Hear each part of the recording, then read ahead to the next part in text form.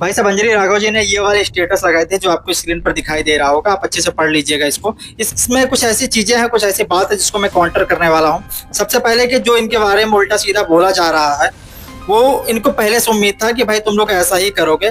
उम्मीद भाई तब होता है जब ये चीज प्री प्लानिंग होती है और ये सब समीकरण बना करके उसके बाद एक प्लान के तहत किया जाता है। क्योंकि हमें ये बोलना चाहिए था कि भाई हमें ये उम्मीद नहीं थी कि आप लोग ऐसा करोगे।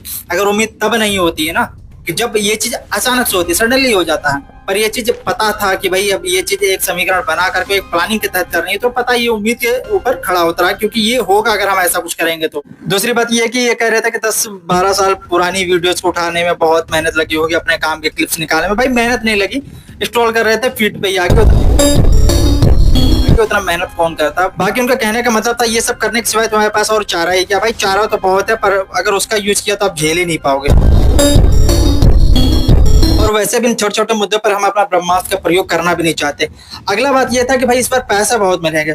पैसा को तो नहीं पता, पर आप इतना बता दीजिए कि आपके फॉलोवर कितने बड़े हैं। और पैसे की अगर बात है तो भाई इंडस्ट्री में, भोजपुरी इंडस्ट्री में जो काम किया इस गाने के लिए, सैया करे सेवा, इस गाने में कितने पैसे बढ़ा करके मिले थे। और दूसरा चीज ये है कि जो पावर स्टार की कंट्रोवर्सी के लिए जो माइंडसेट लगी थी, इसके लिए जो समीकरण बनाने में टाइम कितना लगा था।